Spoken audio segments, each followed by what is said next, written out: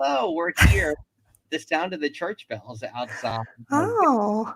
is signaling that it is now time a little series we like to call. What's in the attic? I don't even hear in the attic. Don't even hear you saying it. Hello, Nate. You have no sound from me at all. I don't know what that was. If I talk, I can't hear you. So don't talk over me. Don't interrupt me on this episode. It'll be fine. Well, thanks so much for subscribing to the Dillo Stage page. She is Jen. Hello. I am Frank. We did the intro first because we really didn't know if I was going to talk or not. So we could carry through with a little jingle to let you know that you're really here. Yes. This is the 8th episode in the series. Here we are 2 months later. Jen, what has been your synopsis, your analysis of the What's in the Attic series so far? Well, we keep starting these series, and then all of a sudden it's months later, and it's like, wait, what? What just happened to time? But I don't think time is relevant at all this year for 2020. There's a lot more in this box than I would have suspected. There's still more that we haven't gotten to. I did, as I was digging. I went digging in the box tonight to bring some things up, and which means it's a little dustier down there. But I did see another Polynesian folder. So If we went to the Polynesian, because I have a Polynesian folder as well. So let's yeah. talk on the Polynesian folder. Yeah, that's next week, maybe. We'll do that next week. Let's see what we have in the box that was from August. Jen's power was out. There was a tropical storm. She went to Mama and Papa Dillo. She came home with a box out of the attic, and here we are 8 weeks later. We're here with Nate. All right. Are we ready? Number 1. Item number 1. And I have the fancy camera back, so maybe I'll hold it up here and then I'll switch over. Item number 1 is one of these massive buttons. Massive with Mickey and Minnie in the 80s garb. Yeah, a price tag of $2.75. Official Walt Disney World merchandise. Got the Mickey on the price tag there. Yes, the Walt Disney World Company. There we go. Can you see that? There we go. Now, clearly this is a Jen buy. Well, a Mama and Papa Dillo buy for Jen. And what do you think was appealing about this button? I feel like we have a few of these buttons around. The larger button, I don't know if it was going to be something cool. Were we going to wear them? I don't think I ever wore them. I mean, it was just a thing to have. I feel like there were some in the house that we would like almost pin to the wood paneling in our house somehow, so they, I think it was probably just like a really big button. I have no idea. Right. We were talking. No, we weren't talking. Our friend Eric Neal sent us a cameo from Dee Magno of The Party. Yeah. Who, if you don't know, every Friday for the first time ever digitally released all the party music, one album every week for the past 3 weeks now, another one coming this Friday. But in her cameo, she had a big button. Yes. Of The Party. And I don't know what the fashion trend was. Like, it doesn't have a recall button in my brain for me of big buttons being a fashion trend of 88, 89, 90. Yeah, definitely though. I mean, and especially for them, they were all around those big buttons in Disney World. So, Nate, you make an excellent point. It is like a Flavor Flav clock, and maybe I'll wear it as such. Before we get to the second item, Jen, sure. You? Mm-hmm.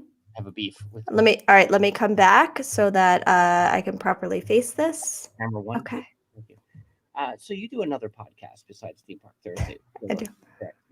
You wanna plug that here right now? The Magical Mommy Monday podcast with my co-host Angela Dahlgren. Mm-hmm. That's right. So this past Monday if you've never listened to the podcast before, start with this episode and then because it's a great introduction to both Jen and Angela. It's a lot of fun. But one you were talking about perhaps the family recall, as it were, and our memories, whether it's me and you or the kids or whatever. And Angela specifically brought up the first winner of Who Wants to Be a Millionaire and the question involved. And how do you not know that? No, she wasn't asking me. She was saying, was that the type of useless knowledge I know? Hmm. And you don't know that? Is that what I think I did. Like, if you say the name, I do, but like off the top of my head, is it? Oh no, that's the Jeopardy guy. Hold on, I almost said it. I can. Yeah, that's who I had in my head. No, but like if I heard the name, I would know. Well, and we had a Regis tribute episode in I August to know. talk about it. So one, John Carpenter. Right. It was on a November '99. When they did like the week and a half in Right. of '99, and his question was about I don't know. See, this is what you know.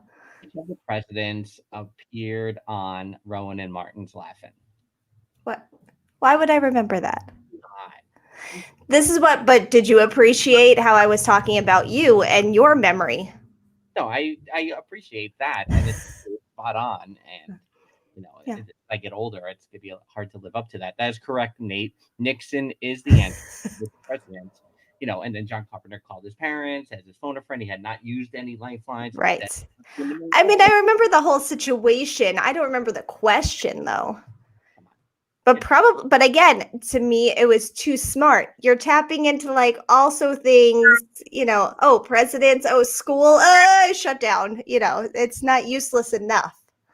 Let us remind everyone that you, in your history essay on the final, quoted Billy Joel's "We Didn't Start the Fire" by mentioning while the Ayatollah was in Iran, Russians were in Afghanistan. And I did fantastic on that paper, that final. And I think, what was that? Okay, you think what? Go ahead. Oh, I was kind of thinking that the 6-year-olds, in the same way, although he's a lot smarter than I ever was, will use Hamilton lyrics in his future papers. He'll be like, oh yeah, I remember that from, let me just write out those lyrics real quick and to explain it. The general. Right. Mm-hmm. So item number 2. Yes. Okay. So Steffers, hi, how are you? And you missed this. It was a really big button, Steffers. I didn't want you to miss it. So we could use a sticker, perhaps, Steffers. Oh yeah, Steffers, we need to talk to you about stickers. I think we need to get maybe some holiday Dillo stickers going or something. I don't know. I'm just saying this now for the first time. All right. Here's a second one. Oh. Get a first look at our newest resort, Disney Vacation Club. And that's a little folder in here. So let's go to the second camera and take a look-see. Wait for it. When we talk about Disney Vacation Club, they are talking about what is now the old resort, are they not? Yes. Well, let's see here. Yes. Introducing Disney Saratoga Springs Resort and Spa, the newest addition to Disney's Vacation Club community.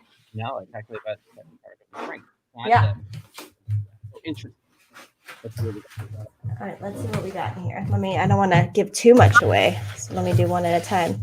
So this was our room number. Let's see what's in here. Let me make sure no addresses or credit card information is on here. Ooh, a whole Yachtsman Steakhouse bill. Oh. We'll go through this next to see how much you think we paid. This is basically like what we paid for everything. Okay, hold on.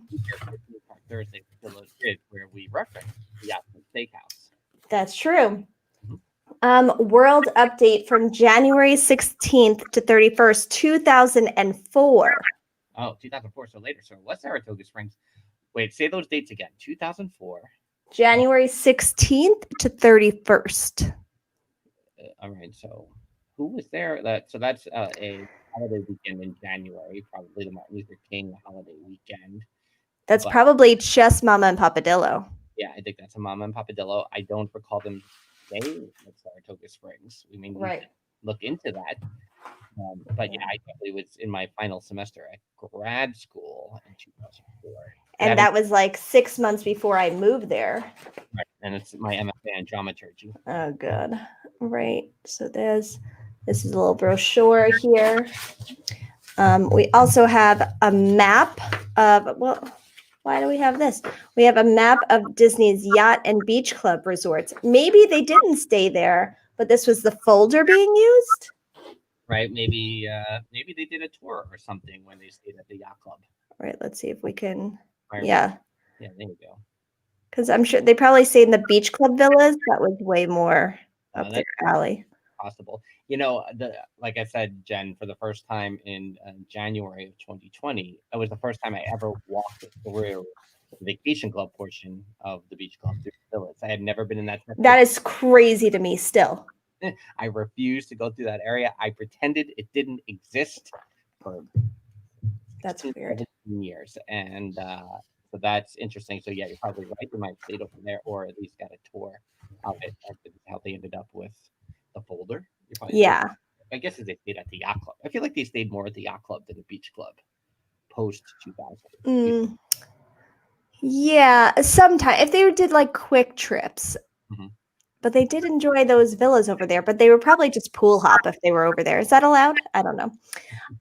Disney's Yacht and Beach Club Resort Tide Tribune. Here's a little newsletter you would get. Very nice. Top questions. There you go. What kind of questions are being asked? So the questions were, what time is check-in and check-out? What type of childcare does it have? Where can you get postage stamps? It's all the important things. Also just about the shops and the villas, the pool. What's this feedback? I'm getting a lot of feedback on here tonight. I don't know what's happening with our sound this evening.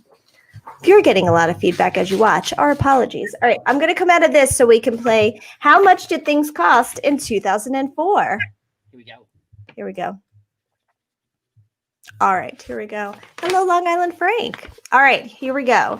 Disney's yacht. So they stayed in the yacht club. This is confirmed because this looks like the overall bill for the weekend. Mm-hmm. So Yachtsman Steakhouse.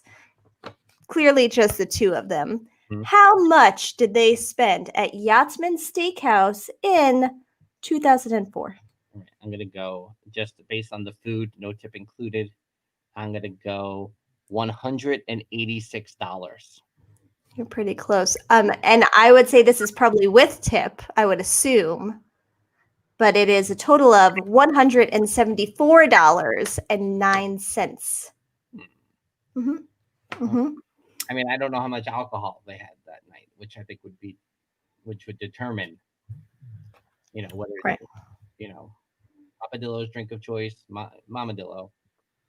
But Papa Dillo's drink of choice is probably in question of determining the total of the bill. Right.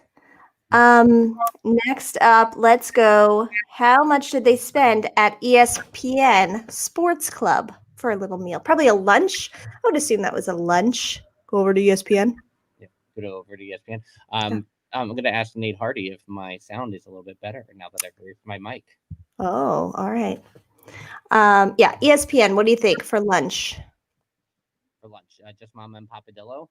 Yeah. I'm going to go $62. That is close. Long Island Frank says 65. The correct answer is $60.96. Let's see. Let's go. How much was valet parking? Because we rent cars when we go to Walt Disney World. How much was valet parking? I would say just once, but I don't know where that was valeted unless they just left the car there and then just. I just want to preface this with, I understand now we live in a world, well, we don't live in a world with minivans anymore, but of the Magical Express and the parking fees, I understand it. But whenever the skyrocketing price of valet parking happened, yeah, I do not approve at all. Yeah, agreed. Ridiculous. And I agree with Nate as well. You do sound lower now, not better. Long Island Frank says $12. I was going to go in that 8 to 12 range. So I'm going to split the diff and call it 10. Okay. And raise your mic while you're sitting there listening to the answer. The correct answer is $6. Amazing. Let's go one more. Let's go. We'll go to Mouse Gear. How much did they spend on some merch? Prob for us. I'm gonna go with $43. $43. Long Island Frank. Any guesses on Mouse Gear? Just a side note, while anyone wants to place their bet, Mr. Snidillo was a little upset we didn't include Mouse Gear in our top 49, which was a good point. But I said right now, Mouse Gear isn't really Mouse Gear, which he agreed with. So it's a little tough to, There should have been more complaint about the front end of Emporium being in play, like the OG right. Emporium. Right, that's true. $5,726.34. Long Island Frank, not this time, but I wouldn't put it past them another time. But the correct answer is they spend $62.84 in Mouse Gear. Nate Hardy, we have not changed our rental habits, but I also don't know if I've officially stayed in a Walt Disney World resort and had a rental car at the same time since then. I don't believe I have since the uptick in the per night parking fee. I don't think I have. Because I had a car with Justin and Landon at Art of Animation, and I think that's the only time since then. The 4-year-old's first birthday? 4-year-old's birthday? No, that wasn't there yet. I don't think. Well, we did rent cars when we went in 2018. We didn't stay at a Walt Disney World resort. Oh yeah, I had to check my brain there for a second. I forgot where we stayed. Right. What about when you went with Mama and Papa Dillo in that December? Also a timeshare situation. Oh, interesting. All right, good to know. We have like 10 minutes, by the way, so 13 minutes. I don't want to cut us too close. So that might be it for what's in the attic portion, but I do see comments I wanted to address. Okay, please address your comments at this time. Okay, well, I saw that. Yeah, there it is a busy night. Jeff, he says, kids' bedtime, what's in the attic, Parks and Monorails, NHL draft. Oh. Busy night. Jeff being Canadian.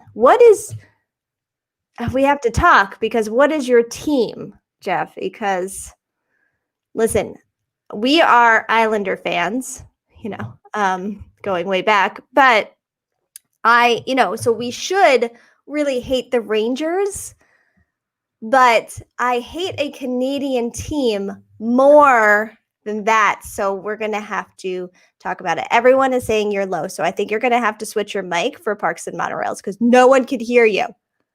That's going to be Jeff. That's a team that is the one you hate. I know. That's what I think too. I'm a little worried. All right. And let's see. Long Island Frank, you work the car parking fees as well as preferred parking at the parks into your budget and cut back on some other things. Ooh, you do preferred parking. Fancy, Long Island Frank. I like it. All right. And let's see. Nate says we only rent a car when we're at a non-Magical Express hotel. Then factor it in. Very good point. Canadians, I'm sure that's who you love to hate. I need a specific team, Jeff. I need your team. Oh, you're muted. Now you're muted. This is a whole episode. Go ahead.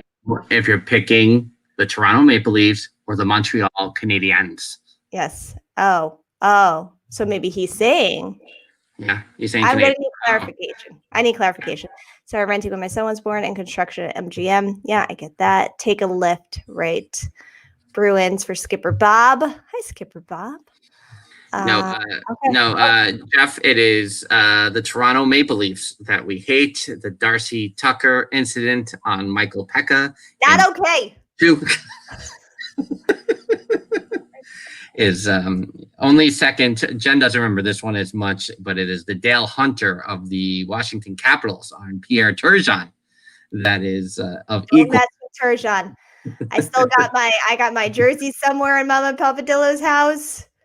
But no, I was looking. I have a Pekka rubber ducky. It's like the most disturbing thing. Maybe that'll be on next week's What's in the Attic. That's here somewhere. That's maybe what's in my garage. But the Washington Capitals are Nate Hardy's team, and Dale Hunter. It was a long time ago. The Maple Leafs, we don't forgive. No, we do not. We do not. No, absolutely not. Yeah. Right. I did not like it because you don't need to take out all the players in order to win. Just do it. Just play the game and win. Why are you taking everybody out and then being like, "Oh man, we got it." No, you didn't. You didn't. You didn't have to take everybody out. Not okay.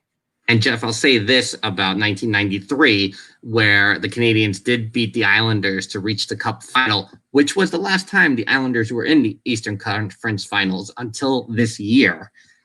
But they weren't supposed to beat the Penguins in the semis, and they beat the Penguins in Game 7, OT, David Valet. What was the date of that game? I think it was a Friday night. I don't know if I can give you a date. It's probably late May, early June, but it was a Friday, I believe. And I was in my car in the parking lot of Bennigan's in Garden City, New York. Yes. Listening on the radio to the end of the game. You know what you have to post, I think, is you getting interviewed. Is that an Islanders game? That's not an Islanders game. Yeah, I have that video somewhere. We'll post it. Yeah. Hi, Paul. Yeah, I, at an Islanders game, won a trip to Mexico. We can't talk about that now. We got to lead in with that next week because I'm so angry about that still for multiple reasons. And I just section 218 C row L C2. Let's talk about that next week. Fine. It's a cliffhanger for next week. Can't right now. We're gonna close the door on What's in the Attic, episode 8. We're gonna move right over here at 8:30 p.m. Eastern Standard. That's where I went, Skipper Bob. To the Parks and Monorail's most magical hour. It's a different link here on YouTube. Go find it. Come join in on the conversation. Should be a good one. Yes. Tonight. Until that time, it's going to be a weird out here because this outro is so fast.